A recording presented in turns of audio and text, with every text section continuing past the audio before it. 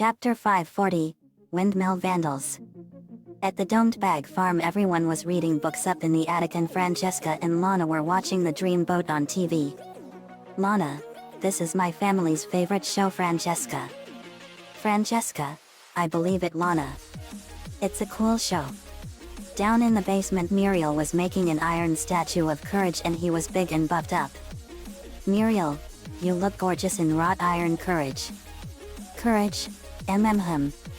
Muriel, just a minute more. Outside, the windmill was starting to fall apart and smoke, and the lights are flickering on and off. They all noticed it. Bisley, uh-oh. I think something's wrong with the windmill. Lincoln, that's not good. Lainey, we better go help out. They went to the wall of the dome and saw that the windmill had stopped turning completely. Muriel, oh my, it seems that the windmill seems to have stopped turning. Francesca, the windmill is broken. Lincoln, yep. Lana, guys, there are some thugs who look like Vikings outside. They saw a group of Viking skeleton warriors coming towards the windmill. Lincoln, who are those guys? Francesca and Courage knew the Vikings. Francesca, oh no. Those guys are the Windmill Vandals. Courage, we dealt with them last time this windmill broke and they tried to kill us. Lincoln, who are these Windmill Vandals? Francesca, I'll show you all. They went to the computer. Lincoln, I can power this for us.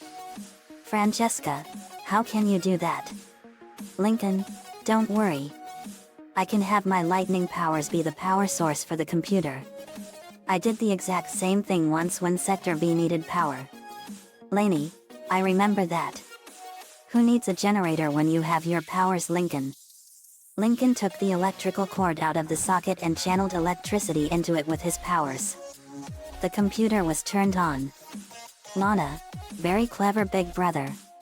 Lincoln, thanks Lana. Francesca, here's what we found out about the Vandals. She typed in the history of the windmill's history.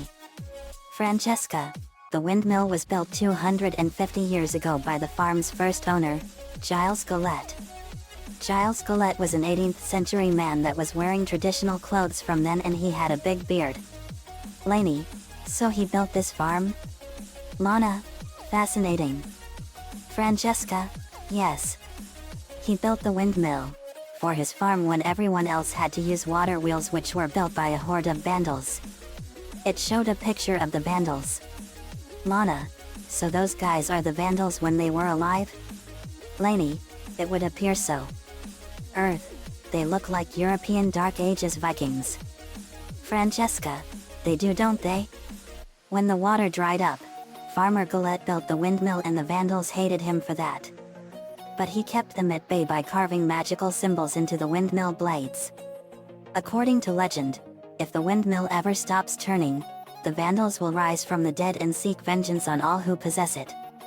It showed a picture of the Vandals risen from the dead as what they have seen outside. They gasped. Lana, that is horrible. Lainey, it sure is. Bisley, we need to get the windmill fixed or else those Vandals will keep on coming. Lincoln, we're gonna have to. Bisley, let's go. They went outside the dome and went to the windmill, and Lana got to work. Lana, I'll get to work and you all hold them off. Lincoln, okay. Biza formed a sword of water and she blocked a strike from the axe Vandal, and she kicked him in the head and slashed his axe in half. Lincoln fired blasts of lightning and electrocuted the other 3 Vandals. Lainey formed a sword plant and she engaged the sword Vandal in a powerful sword fight, and Lainey slashed his head off. Francesca fired blasts of fire from her sword and burned the flail and double-headed axe Vandal. Lana got the windmill fixed and it was turning at full force. Lana, it's all fixed, guys. Nicole arrived, and just as the Vandals were about to vanish, she sealed the Vandals into the Book of Vile Darkness. Nicole, whew. That was a close one. Are you all okay? Lincoln, we are, Nicole. Thank you. Nicole, you are welcome. Lincoln. But great job, guys, on fighting those Vandals. Lainey, thanks Nicole. Lincoln, They put up a good fight. Earth, they sure did. Muriel, I do think it's time to get rid of this old windmill. But where will we find another one? Lincoln, I have a better idea. Muriel. Hold on. He pulls out his cell phone and calls Lisa. Lisa answers, hello? Lincoln, hey Lisa. Lisa, greetings elder brother. What can I do for you? Lincoln, I have a job for you. Lisa came down to nowhere and she built a very cool generator device. Lisa, all finished. This is my lightning power orb generator. Lincoln, you can use your lightning powers to charge it up and it will keep the house powered with electrical energy for 4 months. Bisley, spiffy. Laney, it sure is. Lisa, Lincoln, please enter the orb and charge it with your lightning powers. Lincoln, okay. Lisa pressed a button on a remote and Lincoln went into it and the orb closed and Lincoln flared up his lightning and charged up the generator to full capacity in 20 seconds. Lisa, all charged up. Lincoln came out and they got rid of the windmill. They no longer needed the windmill.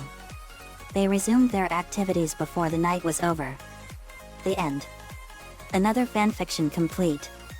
Windmill Vandals was one of my favorites in CTCD. It was an interesting episode and it was a freaky one too. Nico-chan11 gave me the ideas for this one. Thanks for that, man, as usual.